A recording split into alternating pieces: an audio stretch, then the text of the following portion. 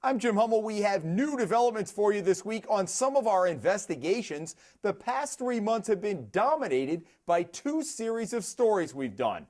One in Providence, the other in Central Falls. You had a furnace installed at your house last spring. Did you have a new furnace installed? Do you remember how much you paid for it? No. $4,000.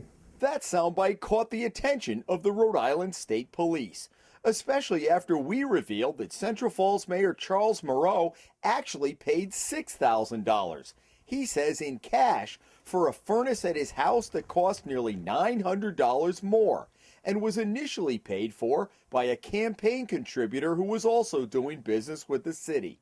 Now a team of 4 detectives from the Financial Crimes Unit is pouring through records at City Hall, looking at board-up contracts and the furnace deal with the mayor.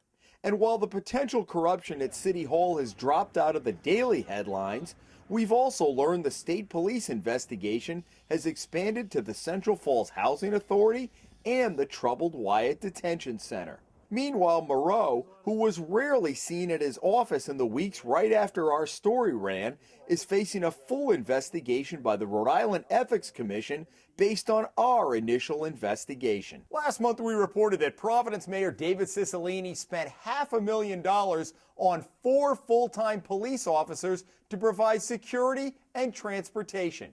Now, while some have questioned whether he needs that level of security, one Tiverton resident we spoke to wants to know why the mayor is using city resources on his newly launched congressional campaign. With the way the state of Rhode Island is right now, economically, I don't want to see any waste, and I'm seeing it.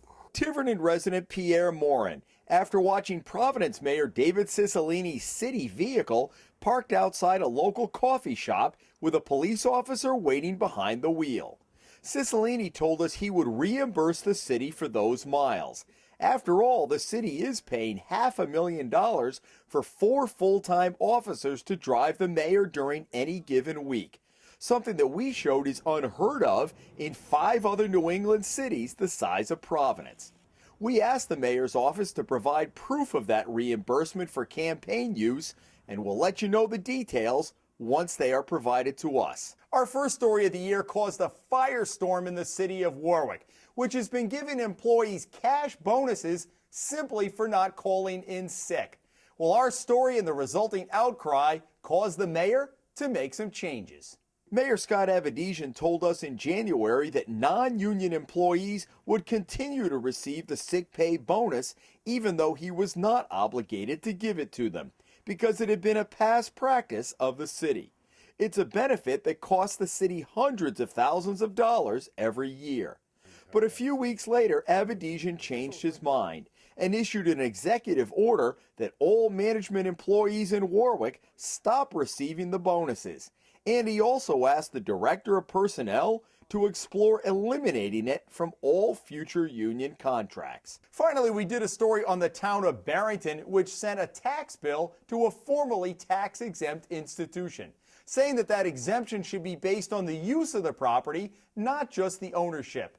Well, that caught the attention of officials in Providence, where nearly 40% of all property is tax-exempt. The Hummel report learned that shortly after our story about the abandoned Zion Bible Institute property ran in February, officials from Providence called Barrington to find out more about the situation. But so far, nothing has happened.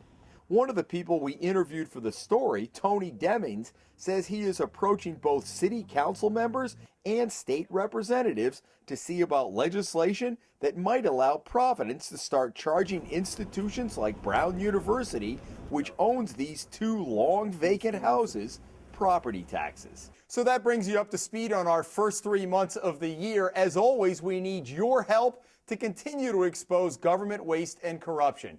In fact, all of the stories we talked about today came from tips by viewers or readers of the Hummel Report.